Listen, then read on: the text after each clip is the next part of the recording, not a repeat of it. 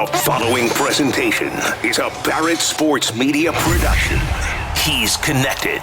Jason Barrett says, I'd like to see you here. The answer is when, where, what do you need? Respected. He's got a long and distinguished career in the sports radio business. Truly one of the titans of our industry. And unequivocally invested. This is the place to be if you're in the sports business. He is Jason Barrett, and this is the Jason Barrett Podcast. Now bringing you in-depth conversations with the best and brightest in sports media and shedding light on the industry's biggest opportunities and challenges. Here's the president of Barrett Media, Jason Barrett.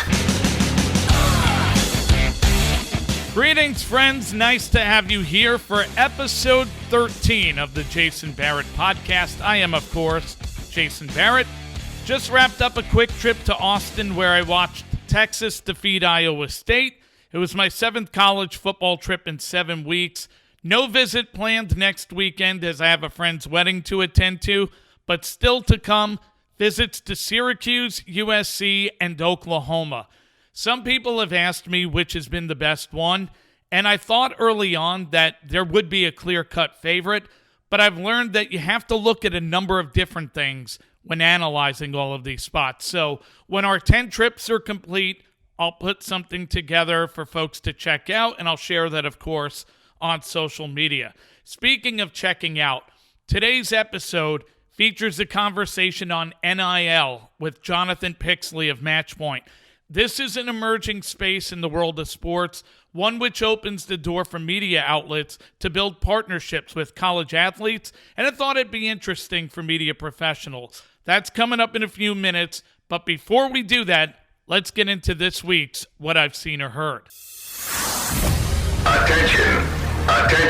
Have I got your attention now? On Friday, Inside Radio published a piece that showed an early snapshot of Edison Research's Share of Ear report for 2022.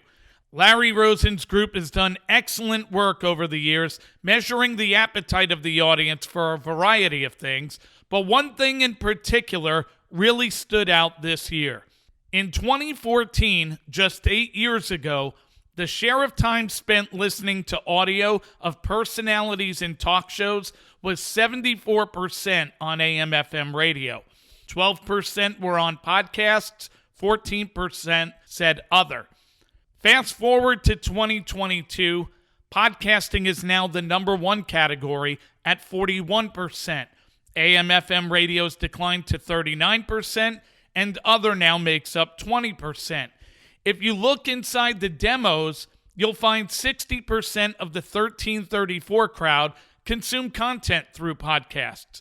44% of 35 to 54-year-olds do the same, and the only demo still using radio first is the 55 and up group. These statistics do not include play-by-play consumption, and I'm glad because games are different than talk, and the numbers generated by play-by-play can sometimes disguise problems with the talk station's programming. The results for this study are interesting to me for multiple reasons. First, it shows that the audience of tomorrow is going to know us first and foremost through the digital arena. Podcasting continues to surge, and we've seen revenue in this space continue to climb too. As radio tries to find ways to assure its future success, being strong in digital is vital. I know many sports and news talk shows are attractive to listeners through on demand, but I do think we have opportunity in the podcasting space to take more risks, develop new talent, and produce different content not built for the radio airwaves. I know I'm not reinventing anything by saying that, but I see podcasting hits being created by digital brands, and nobody should be better at it than sports radio. Secondly, if digital audio is becoming the location where most consume our content, then how are we to get credit for it? It's no secret the podcast charts are flawed, and measurement of our brands and shows via streaming hasn't been great. So if this is where the dollars are moving and the audience is going to consume us there, then it's imperative that we have the right data to show our ability to create bigger results. I know that's complicated and it requires a ton of bigger discussions at higher levels between radio CEOs and advertising agency leaders, but somewhere down the road, if we expect to generate more money in digital audio, we've got to show something better than terrestrial radio measurement. I see a lot of people in the radio business still clinging to Nielsen radio ratings every quarter, and I get it. It's the system we're dealing with right now. I just hope at the same time that you're studying your digital data, understanding it, and sharing it with your teams and showing them what wins and losses in those spaces look like. If you're not, there's going to be a day in the future when you get left behind. Third, and this is more of a question for industry folks, when you see data like this continue to show that your audience in the advertising business are moving into other areas, doesn't that concern you or make you want to adjust your focus and strategy to further grow your business? I've shared a lot of information over the years, and I've had the benefit of seeing how things are done by different companies in different cities operating in different spaces. That's something that many of you who operate in one organization don't get to see. But yet there's a lot of excuse-making and defensive responses when information is passed along that isn't favorable to what you're currently doing. Whether it's the way we use social media and video, monetizing our brands through merchandising, or failing to create big hits in podcasting, we've got to recognize that the industry is rapidly changing, and what we're doing now won't work the same way in 5 to 10 years. The evidence is out there. All you have to do is look for it. Radio is still a great business, but so too is digital. Rather than trying to make this a this or that situation, step back and appreciate that this is a great business opportunity. We are the best at spoken word content creation, whether that's sports or news talk. But if we treat the digital audio space like a testing ground for inferior content and talent, or we think it's going to just be fine by relying on radio shows being heard on demand, then don't be surprised when the Barstools, Ringers, Outkicks, John Boys, and Volumes increase by double and triple the amount and eventually own a space that was created to assure that radio has a prosperous future. Well done, sir. If you have any thoughts on what I just discussed, jbarrett@sportsradiopd.com is my email address. I'm also reachable across social media. I'll also be talking about the podcasting business at the NAB show in New York, so if you're there, be sure to say hello. Continuing with another opportunity, the NIL space is brand new. College athletes were granted legal permission in 2021 to start earning revenue off of their own name, image, and likeness, and Jonathan Pixley of Matchpoint has been involved in this space from the start. His group connects brands and athletes for business relationships in exchange for a small fee. And I think media folks will get a few ideas from this chat because there's so much room for exploration here, whether it's using athletes through your own social media marketing, paying them to do podcasts as the Volume is done, or other things, whether they be events, merchandising, or something else. So without further delay, here's my chat with Jonathan Pixley. Yo, listen! Jonathan, I know NIL, very new. You know, this really just went into place last summer, June, July 2021. It's a space that's got a lot of growth potential for media brands, which is why I wanted to talk to you today. I'm sure a number of my media friends are going to be listening to this, though, and they're going to probably Google Matchpoint, Jonathan Pixley. They're going, okay, I'm not necessarily familiar, so give me a quick spiel, if you will, about Matchpoint, your process in the NIL space, and how you guys generate revenue in the space. Sure. So we have a couple of different angles, and I'll run through them pretty quickly here. One of them is we're an app-based platform, right? And ultimately, we kind of act like a dating app between local businesses and national businesses and student athletes, but also all influencers. We don't just deal with NIL. NIL is the premise as to why Matchpoint was, founded to begin with. But we have since leveled up significantly because it limits you, right? If you only have about 460,000 college athletes that you can deal with. So, and ultimately, we're one of the only two-way marketplaces in the country where we'll use a student athlete. A student athlete could pitch a brand, and a brand could also pitch a student athlete, and then partnerships can be done on our platform very organically. We also, those are the ones we really love because they're happening when we sleep and we don't know anything about them, and money's being generated, revenue's being generated. We also can act as a marketing firm to a degree where we have a premium model where if a business came to us with a budget and said, we have this much we want to spend on influencers, can you help us with that? And we can do everything from finding the influencers to, onboarding them onto the app, to sending them the offer, and just touch every single aspect of the deal until the partnership is completed. And then we also manage collectives as well. Let me ask you this. Because I read, you had a coaching background before this. Obviously, this goes in, it blows up. And you think about student athletes are in right now, and you mentioned 460,000. That changes every year because it's new people. So it's never going to dry up in that regard because there are always going to be new kids going into school to play sports. So, from your standpoint, are most of the business deals that you're doing right now, are they essentially athlete to local business, national business? Are you seeing some media partners as part of that? What's the split, if you will? Well, a lot of them are athletes to local businesses. A lot of them right now are collective based as well. And then, we've had our premium models with high dollar figures. Give an example. We had a local business a few months ago that wanted to partner with as many teams at our local university as possible. And we went and got 5 teams involved in one deal for them. And so, that they generated some ROI for that, some return on investment. As far as the media aspect is concerned, that is one that we have discussed here more recently, I think. And I think media companies are starting to realize the benefit in partnering with local college athletes because, we have, attorneys here in town and different other industries that'll put them up on billboards, right? Or they'll do commercials or they'll do whatever. But it's as simple as, could we pay a college athlete to do an interview? Yeah, absolutely. You could. And not only that, after they do the interview, they post it all over their social media and they do that. So it's the newest form of advertising that everybody is trying to figure out the space behind.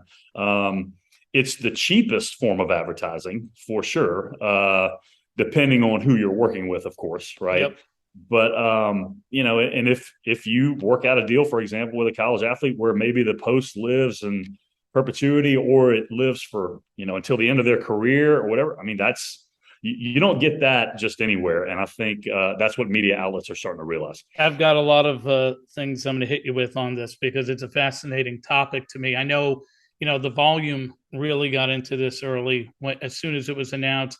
Colin Cowherd, who leads that group, launched a podcast with 4 Notre Dame players. Bryce Young was doing a regular show for them. I'm sure there's some other examples in local markets that I haven't seen, but have you seen a lot of activity from media groups in this space? I haven't seen a lot yet. I think it's coming because more people are talking about it. I think that, again, there are certain industries, I think the media is one of them, that are trying to figure out at the beginning, okay, is there a fit?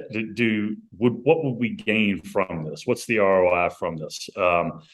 And brand awareness and whatever. But the reality is if you're a national media company, obviously, doing a podcast with a Bryce Young, who was the Heisman Trophy winner, that makes all the sense in the world, right? Yep.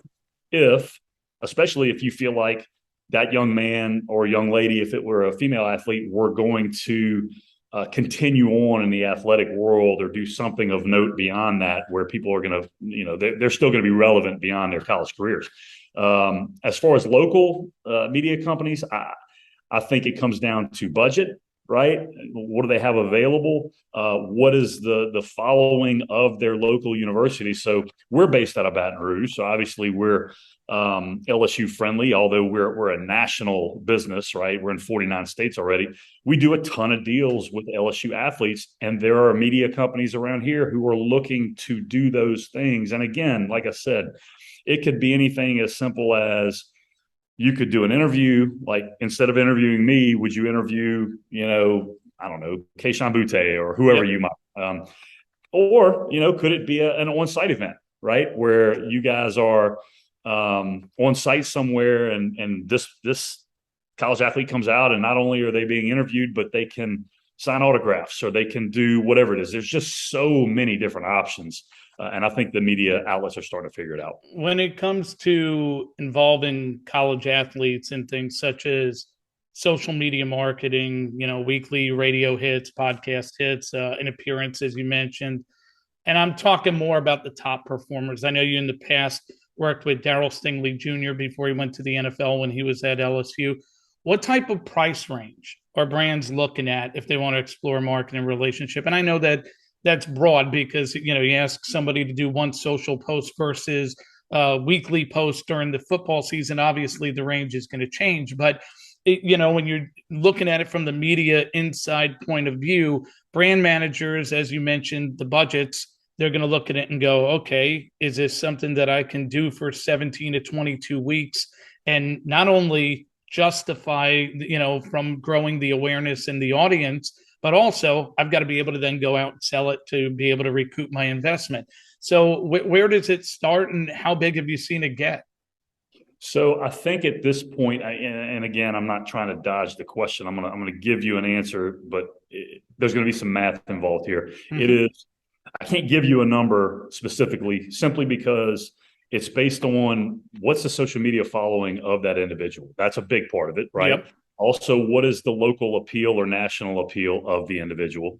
So typical standard rate is somewhere around we're in an Instagram world right now and TikTok world, right? So let's just use Instagram, would be $10 per 1,000 followers, mm-hmm. right? And if the engagement level for that individual is high, then it's going to be a little bit more than that, potentially per 1,000 followers, right? If you add on top of that, which a lot of times the reason why they have a big following is because of their performance on the field or on the court or in the pool or whatever. Right. You add on top of that, a certain level of fame. Well, that's going to add a little bit more to it as well. And then depending on the deal, is it just a regular social media post on Instagram? Well, I've kind of given you some of the math for that. Is it an on-site event? Well, there's going to be some additional funding involved. And look, the reality, let's just call it what it is. Agents can be involved now, okay? And so since agents can be involved, they're going to want their cut too. They want their percentage as well. And so, it just depends on who you're dealing with. At Matchpoint being third party, we're charging a lot less for deals to run through our app than an agent would charge, just because the dynamic that we operate by. Look, let's call it what it is. You want Bryce Young, or let's take Livy Dunn, the gymnast here, who's got millions of followers here at LSU. Mm-hmm. You want them to come do an on-site event, it's going to cost because they have agents, they have fame, they have a following, so on and so forth. So listen, it's no different. I've built stations in San Francisco and St. Louis. Do you want a Rams player, a Cardinals player? I've done deals with Klay Thompson, David Lee, tons of Giants and A's. Well, they bring an audience.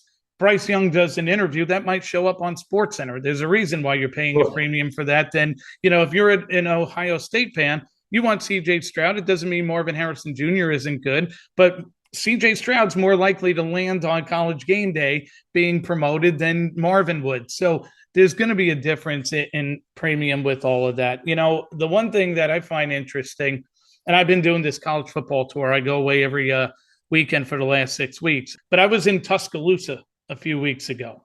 And I'm sitting there as I'm thinking about this conversation. I'm going, all right, if I ran Tide 100.9, which is all about Alabama football, and obviously Alabama Crimson Tide run that city. I'm in a meeting with my boss. I'm literally sitting there going, what are we doing with Bryce Young or Will Anderson? Well, we have a shot now to do something that would boost our brand. So are we putting their image in a social media post, which helps us cut through the clutter on social media? Because the other side of this is brands do buy ads on Facebook, Twitter, and Instagram, but half the time, it's just noise. So if I have an image of someone like that could help elevate my brand, maybe they're wearing a T-shirt and we create branded merchandise, or we're doing an autograph signing. There are ways to recoup the investment. My question for you, obviously, if you're on the brand side, you can come up with a million of different opportunities here. how interested in what's the appetite you see from the college athlete to want to do a lot of these things? Because like when you get to the Darryl Stingley level, the Bryce Young level, you have such a demand on your time to make sure that you excel on the field. If you have 50 marketing deals going on and your head's not right for the game, you might cost yourself a lot of money. We see a lot of interest in it because, look, the reality is kids like being interviewed, right? They like being interviewed. They like their face on TV. They like their face on a podcast like this or whatever. The question is, what are they being advised to do, right? Yep. And so not only from an agent, but from, mom and dad, uncle, whoever, right? And so the initial response typically from the kid is, oh, yeah, I'd love to do it, right? Especially at that age. And I think that really our education, the education that we will kind of, I guess, try to help them with in this is, look, use the NIL and in particular with a media outlet, right? Use it as a training ground for what you're fixing to get whenever you do sign that big contract. Learn how to deal with brands, learn how to deal with endorsements, even though they're smaller now than they're going to be then. And then learn how to develop these relationships with these different media outlets so that, God willing, one day you're surrounded by all these media after some huge win or some big loss and something bad happened, and you know how to navigate through all of those things. And I'm gonna tag on to that real quick also from the media outlet side. So you were in Tuscaloosa. I think a media outlet group, any brand, honest, what I would advise is you want to develop that relationship with that program, right? Yeah, it's Bryce Young. I got it. But there's going to be another Heisman Trophy quarterback at some point in time at Alabama that if everything goes well with Bryce Young, they're probably going to want to be involved with you guys as well, or the other brands that are involved with them. So I really think it's an education process. A lot of people don't know what to do with it right now. The kids are getting good and bad advice. But from that standpoint, I think the kids are super interested, but ultimately it comes down to who's advising them on that. You made a great point about the practice element, and I hadn't thought about that because before, whether it's Bryce Young, CJ Stroud, whoever goes on to the next level, you got to get comfortable talking in front of a camera. You got to get comfortable being asked questions on a radio station. You also may wind up at the next level and done in the league in 3 years. And you're going, what am I going to do next? Well, if you had built a few relationships in the media space, you might have a future opportunity to talk about a game you love. That being said, when I look at it from the media side, there's also an opportunity to groom future talent here, because whether it's, it's easy to look at the star and go, yeah, we want Bryce Young to do a radio show if I'm in Alabama. But there might be the backup center on that franchise. It might be my afternoon guy one day because he might not have a career at the next level. So from the media side, because this isn't just about the top players. This is, 4,000, 5,000 athletes now that can actually build relationships with these media partners. What should media brands be doing in terms of finding and grooming future talent? Think about how many former players you see in different versions of media right now. And even though, especially in the NBA world, a lot of the former players drive me nuts to listen to. Okay, it's just reality.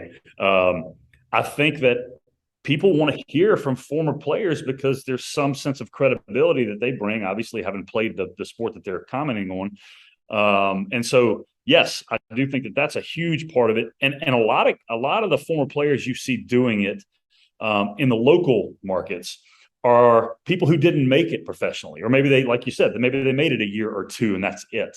But they're still, a legend back in their hometown where they played college ball. So I think absolutely I would be targeting that. And you have the good thing about it with the NIL world, since so much of it is social media based right now, you can get a pretty good sense for, how that young man or young lady would perform in front of a camera, right? Or what type of character they have, or what type of presence they have in society. And so absolutely I would be grooming people with that. And look, if I were in this boat today, I have my oldest daughter, for example, that was something that she was looking into going into, right?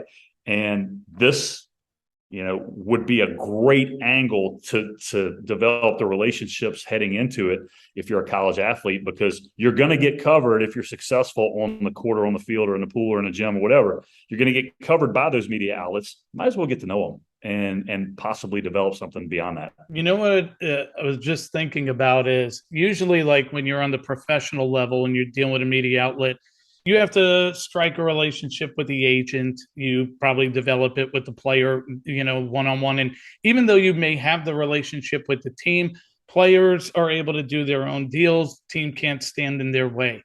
If I'm in a local market and let's say I'm partners with Alabama, I run their games on Saturday, I could go strike a deal with Bryce Young, but Bryce Young's going to leave in a few years. And if I want Alabama's goodwill with me for the long term, I probably better have a good relationship with Alabama where I'm not just cutting them out, going and they find out in a press release that I took care of their guy and I put him on my airwaves. So what should they be doing with the school to make sure that they're obviously getting what they need on the air to be able to grow audience and grow revenue, but also not butchering a relationship that's going to be key in a community? Well, the key that the university would be looking for is obviously they want the NIL opportunities for the athletes for them to generate income, but they want to make sure it's compliant, right? And so the compliance aspect is a big, big deal. So getting educated on that part of it, which, compliance offices across the country have that ability. There are third parties like ourselves who have the ability to educate you not only on the compliance part, but the deals that we've seen done that can help you know exactly how to go about it. So I think that's the first step. You have to be educated so that you don't screw up a kid's eligibility, right? I mean, that's a huge, huge deal. And then on top of that, communication, find out who you need to be communicating with. The reality and the legality of it is you don't have to, if you're a local business, you don't have to go call LSU's compliance office or their athletic director's office or whatever and say, hey, I'm thinking about doing a deal with so-and-so. Is that okay? But communicating with the people that you need to just to keep them abreast of what's going on, and then making sure that the kid that does the deal with you reports it to the university. Right. Because that's a big deal. They have to disclose it. And look, that's not happening everywhere. If it's done through a platform like ours, and there are others that do this, it's automatically reported. But I don't know how you were when you were that age, but when I was playing college basketball and I'm 18, 19, 20 years old, the last thing I'm thinking about doing is going to fill out some report that I made, a few $100 on some deal. Right. So, get educated before you even start the process. Some are going to question, is this a long-term growth plan or is this, a red hot bubble that bursts in a few years? When you look at it, I mentioned earlier in the conversation how students change every 2 to 3, 4 years, right? So there's going to be a new pipeline here, but who knows where the world is in 10, 15 years and what changes with these things. Where do you see this going? Because we're in the early innings here. It's not going anywhere anytime soon. The can of worms has been opened for the naysayers, right? Mm-hmm. And the pot of gold for the people who like it. It's there. It's going to be there. And again, it comes back to legal issues.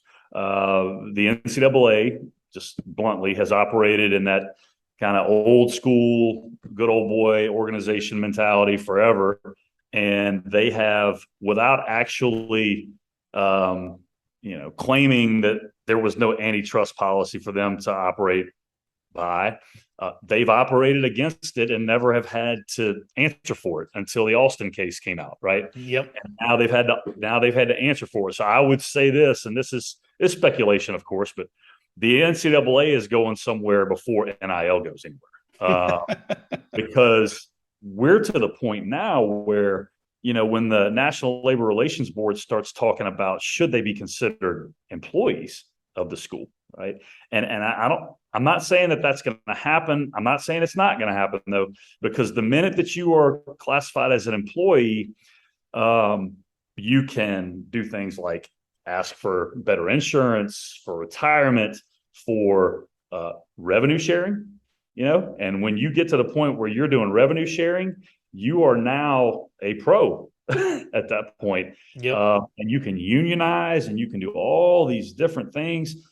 The irony in that whole scenario that I just painted for you is probably the most complained about NCAA rule since its inception is the one that has the best chance of stopping what I just painted for you from happening, and that is Title IX. Yep. Right? Yep. Because you can't really pull everything off that I just said fairly. And I know, look, before everybody gets up at odds, okay, I know football generates the most money, men's basketball, in some areas, women's basketball, baseball, okay, and I get it, I understand, and I'm with that. But what happens to all these other sports if you go that route? I mean, are they just gone? I mean, are you telling a kid who works just as hard that just because not as many people watch it, that he can't play college lacrosse and fulfill his or her dream and get a college scholarship and his education or her education paid for? That's you can have rosters in football expanded to 106. Right. Yeah. You know, I'm gonna wrap with you in a minute on one question I've got for you on the media executive side, if you're in their shoes. But I'm trying to think of, like, could I find a negative to this? Like, and most of it is very positive. Like, the athletes should get paid. They're making these universities a ton of money. There's no reason they shouldn't get a little bit, especially if someone's willing to pay for it. But I've come up with it. Okay. EA Sports college football game. If I'm playing a game and I'm missing half of the roster because EA Sports didn't pay them, I'm pissed. So how do they get through those? Because that's a big deal. I mean, I'm sure that they'll figure it out. EA Sports makes too much money with what they do. But now you're talking about paying every university, every player, from the Bryce Youngs to the last guy on the team. I mean, that's going to get pricey. But there are schools already doing that. You understand that. There are schools, and it's collective based, but like, I think it's TCU is paying their athletes, is it $25,000 guaranteed, right? I don't think I'm not sure about the walk-ons. SMU is like 35 or 36,000 that's guaranteed. Now, granted, those kids, they have deliverables that they have to meet and right. do.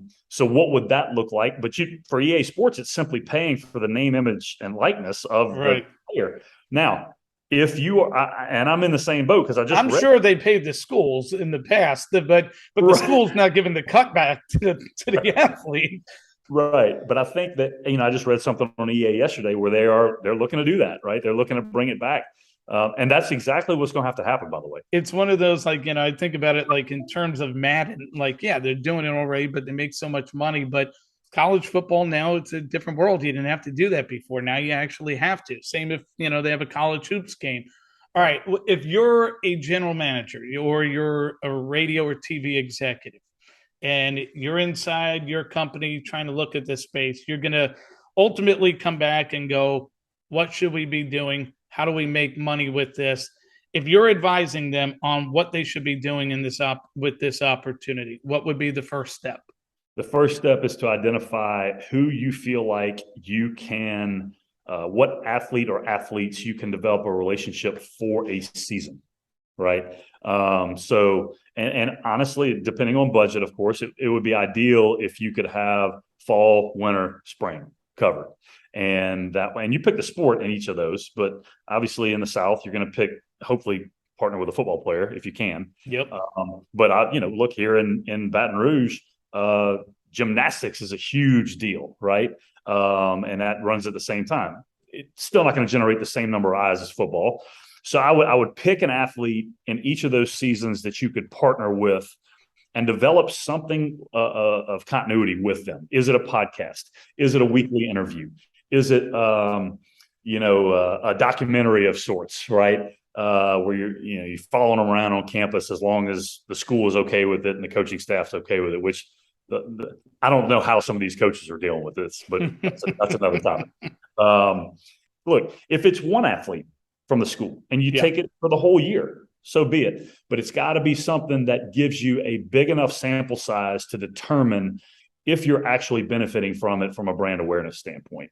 I mean, from the athlete side, are they more inclined to, you mentioned earlier that, they like to be interviewed. So obviously, whether it's a weekly radio hit or a weekly podcast, it's probably easy. It takes 15 minutes of time. It's getting on a phone or on a microphone. Pretty easy to do. posting to social media. Okay, great. I could promote you. And if you were buying Facebook ads and you're going to use my image in the ad, doesn't really take too much. I'm basically licensing you to put my face out there and say, I'm wearing your radio station t-shirt. I listen to them. You should too. Easy to do, right? But if you're doing a 2-hour appearance at a football party, or you're signing autographs, or the station's creating merchandise with your face on it, right? I think of Trevor Lawrence when he was at Clemson and you got the bandana and the long hair. I'd be building a shirt around that, but it's probably going to cost me more money. So based on what you're seeing so far, are there things that you find pushback from athletes on?